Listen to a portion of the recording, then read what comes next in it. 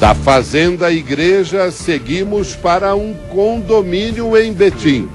A informação é que esta área foi loteada e vendida entre os pastores da Verbo Vivo.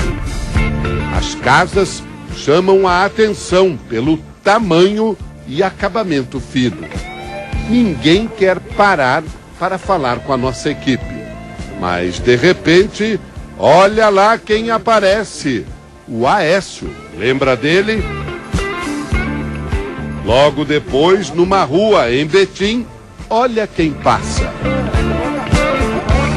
E neste posto onde paramos, adivinha quem chega?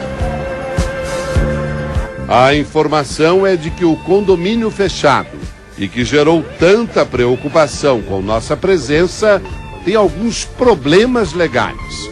Nenhum pastor que comprou o lote e construiu recebeu a escritura. Dentro da propriedade da igreja, cada um comprou um imóvel. Nenhum recebeu a escritura do lote? Não, porque faltam ainda alguns lotes para serem vendidos, questão jurídica, né? A reserva legal é uma, então tem que esperar a venda de todos para poder usar a reserva legal. Inclusive tem um lote lá. E quando é que vai sair essa escritura? Falta vender 2 lotes. Faltam vender 2 lotes.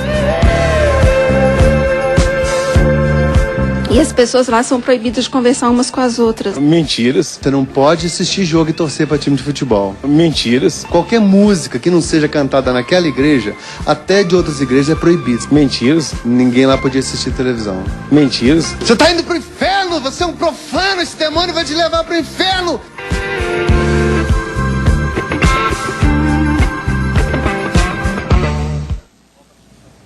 Segundo o Conselho Estadual de Educação, a Escola Cristã Verbo Vivo tem autorização para os ensinos fundamental e médio. Sobre a grade curricular, o calendário escolar, a Superintendência Regional de Ensino Metropolitana diz que vai fazer uma inspeção por lá em breve. Já sobre o condomínio onde ficam as casas dos pastores, de acordo com a Prefeitura de Betim, o loteamento é irregular.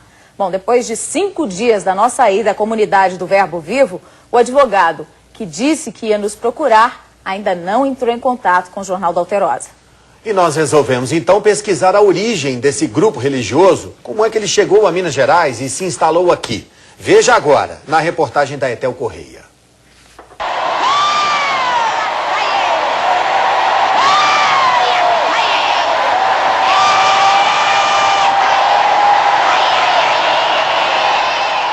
Quem comanda o culto é a pastora Jane Walley. Ela é líder espiritual da igreja que no Brasil é conhecida como Ministério Verbo Vivo. A doutrina criada pela própria Jane tem como fundamentos a disciplina e o isolamento dos membros em comunidades fechadas. Antigos adeptos afirmam que eram obrigados a revelar todos os atos e pensamentos e que as punições são duras para quem descumpre regras. É o que conta Lacey Wyan neste vídeo que está disponível na internet. A jovem americana diz que foi levada pelos pais para a comunidade da igreja quando tinha 5 anos. Saiu de lá aos 18, marcada pelas várias sessões de blasting, uma espécie de exorcismo para afastar demônios. Eu tive pelo menos 1000 sessões de espancamento dos 5 aos 18 anos. Blasting significa bombardear. Segundo Lacey, um membro da igreja que é blasting é cercado por outros integrantes que gritam com ele por ser um pecador. Lacey denunciou a igreja pelos danos físicos e morais que sofreu. Ela saiu de lá com problemas na coluna. Eu ficava com medo e não gostava. O que eu havia feito? O que eu havia feito para merecer aquilo? Se eu resistisse ao que Deus tinha para mim, eu era espancada por isso. A igreja tem sua sede principal na Carolina do Norte, Estados Unidos, e chegou ao Brasil há 16 anos. As filiais se fixaram em São Joaquim de Bicas, em Minas, e Franco da Rocha, São Paulo. As comunidades seguem a mesma doutrina e as denúncias que começam a surgir também são semelhantes.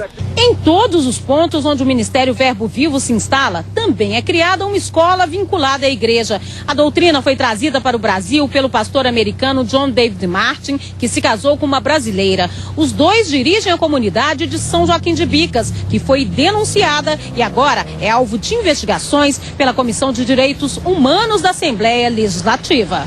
As denúncias levaram o Conselho de Pastores Evangélicos de Bicas a expulsar os pastores da Igreja Verbo Vivo.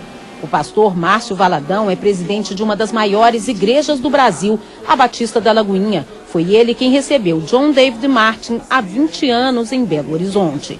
Eu vejo que as pessoas, as igrejas, as pessoas podem escolher, muitas vezes, participar de uma igreja com um assento doutrinário diferente da outra. Agora, tem que haver, existe uma coisa que é um limite, ou seja, quando um limite extravasa para princípios que vão de encontro à palavra de Deus, aí é confusão. A denúncia contra o grupo religioso Verbo Vivo levou a Comissão de Direitos Humanos da Assembleia Legislativa a convocar o Ministério Público e a Polícia Federal para a audiência pública nesta quarta-feira, audiência que você vai ver aqui no Jornal da Alterosa. E vai ver ainda o depoimento de um outro casal que chegou a frequentar os cultos do Verbo Vivo, tinha um filho que estudava na comunidade e depois de se rebelar contra as práticas extremistas, está proibido de manter contato com parentes que ainda são adeptos do grupo religioso. Na nossa página na internet, você assiste na íntegra aos depoimentos dos ex-pastores entrevistados hoje na reportagem do Ricardo Carlini. Acesse www.alterosa.com.br/J1.